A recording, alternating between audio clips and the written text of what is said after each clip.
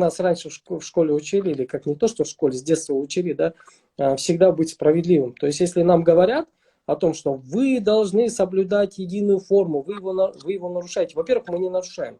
Во-вторых, даже если вы сейчас вот таким образом, то есть школа нам подходит о том, что мы должны кому-то перед кем-то что-то обязаны соблюдать, да, то тогда наши требования как родителей точно так же требовать соблюдения санитарных норм и правил, правил пожарной безопасности, а также требования о предоставлении полного отчета по душевому финансированию. На самом деле, я вам сейчас прочитаю, это очень интересно. У нас эти школы во многом их не соблюдают. Во многом.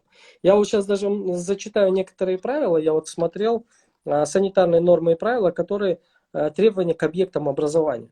Вот.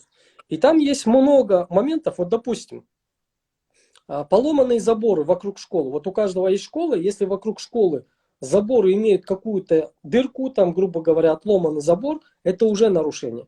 Вот сразу на самом начале скажу, что директор, который не соблюдает хотя бы один пункт санитарных норм и правил, привлекается к 200-месячным расчетным показателям.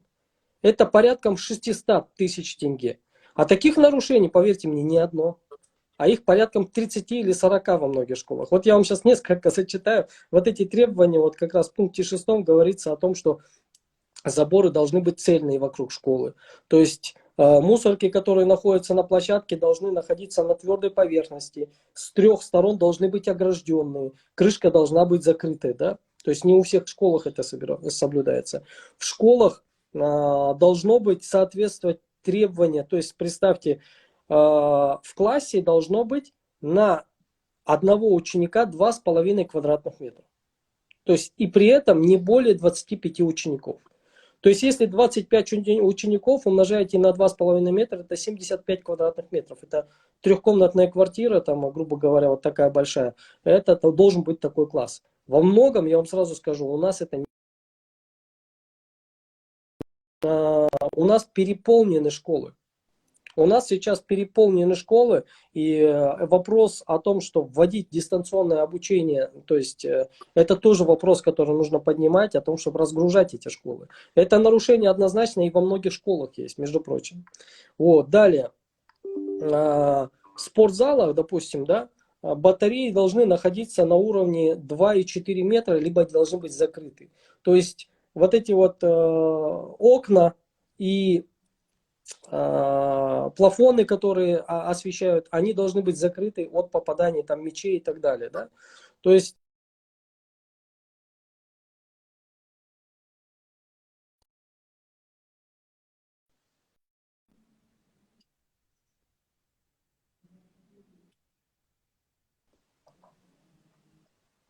так, ребят, меня слышно, да?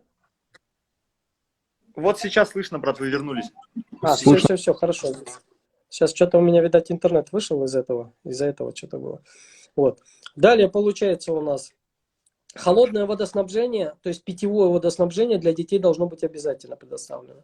Между прочим, горячее водоснабжение должно быть тоже в обязательном порядке. И неважно, есть у них, допустим, предоставление горячего водоснабжения или нету. Если нету, то у них должны быть титаны стоять. То есть горячее водоснабжение обязательно. А у нас дети с бутылками ходят тоже со своей питьевой водой. Да?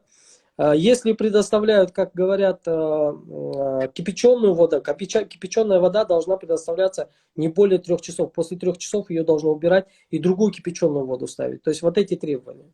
Вот. Далее. Обязательно септики в сельских округах, если в сельских округах, то есть должно быть. Освещение, кстати, должно в соответствии с требованиями, там есть определенные стандарты, это можно будет в санэпиднадзор запрос сделать на соблюдение вот этих СНИПов. Кстати, освещение вокруг школы обязательно, то есть вот это вот тоже, кстати, я вот сколько смотрю, не все школы освещаются. В классе свет не должен мешать ученикам, то есть должно быть специальное ограждение, то есть солнечный свет, ну то есть при проведении учебных занятий. Далее. Так.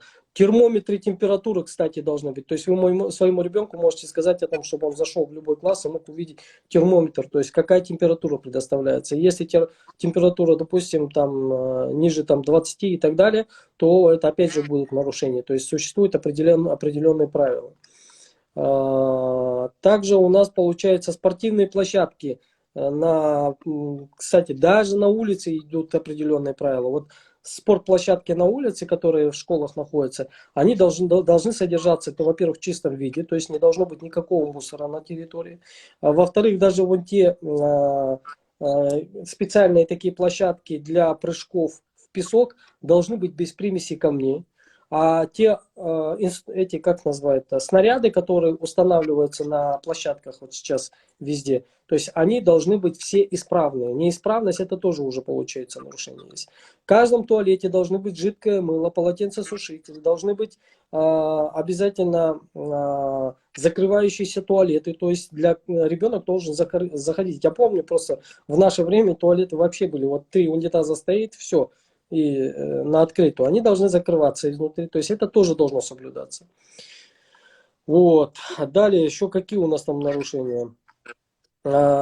Кстати, вот самое железобетонное нарушение, которое никогда они не смогут исправить, и они пытаются сейчас к этому подойти, это вес того содержимого, который приносит ученик в школу. Для первых-третьих классов 1,5-2 килограмма. Для четвертых-пятых классов 2,5 килограмма. Шестые, седьмые 3,5 килограмма. Восьмые, 11 классы 4,5 килограмма. То есть это железобетонно, сразу говорю, это стопроцентный уже факт нарушения санитарных норм и правил. Когда берете, допустим, дневник, там написано русский, казахский, английский, там, допустим, там, география, история, там еще 6 учебников берете, на весы ставите, превышают, все, школа нарушает санитарные нормы и правила, потому что они предоставляют эти учебники. То есть они согласовывают. Нас уже это дальше не касается. Вот. Мебель должна, соответственно, быть цельная, без всяких возможностей получить даже занозу. Да? Вот. Где у нас там, что еще? Спортивные, так, ямы для прыжков. Так. Правила питание — это вообще отдельный пункт, там вообще, честно, закопаться можно по правилам питания, там очень-очень четкие позиции, как питание предоставляется, в каком объеме, сколько грамм, какие продукты используются, это тоже отдельно у них. Потом у нас получается, в общем, ребят, я пока что то, что рассказал, этого уже достаточно. Я санитарные нормы и правила скину в общую группу, для того, чтобы каждый мог ознакомиться, что соблюдается, что не соблюдается в каждой школе. И по каждому случаю, сразу говорю, можно будет в отдельности по каждому случаю писать заявление в санитарные службы, то есть это РГУ, департамент по контролю санитарных норм и правил. Вот, оно в каждом городе есть. Это можно направить через электронно-цифровую подпись, то есть не обязательно их даже искать. Инструкцию, как отправлять жалобы, мы тоже отправим, уже у нас видео готово по этому поводу. Вот. А теперь вопрос, как это все зафиксировать. Зафиксировать это очень легко. Дети ходят в школу с сотовыми телефонами, они могут свободно зайти в туалет, то есть заснять. Там, здесь вы приблизительно направление дали, ребенок вам заснял, где что находится, все. То есть принес, вы эти фотографии прикладываете, пишете заявление в Санэпиднадзор на проведение соответствующей проверки. Это только по первому пункту. Это только по первому пункту. 425 статья Кодекса об административных правонарушениях у нас говорит, что должностное лицо, в данном случае директора, привлекаются за первый раз нарушение 200 месячных расчетных показателей. Как я говорил, 600 тысяч тенге. Плюс устранение недостатков. Устранение недостатков, где они будут финансовые ресурсы брать, это не наши проблемы. Еще раз говорю. Вот. Кстати, сразу же перехожу с вопроса вот этих штрафов, с этих штрафов. Когда мы видим, что имеются нарушения санитарных норм и правил, у нас возникает большой и огромный вопрос. А где же финансирование? А вот как раз вопрос финансирования — это вопрос подушевого финансирования. То есть у нас уже существует подушевое финансирование. А именно на каждого ребенка государство выделяет определенные денежные средства, куда входит закупка определенных там канцелярских товаров, это произведение ремонта, а не сбор денежных средств со всех там родителей и так далее. Вот. Это все осуществляется как раз за счет этих денежных средств. И если вы увидели вот такие нарушения, то автоматически создается второе заявление. Второе заявление уже непосредственно направляется в государственный аудит. То есть это организация, которая проверяет на освоение бюджетных средств.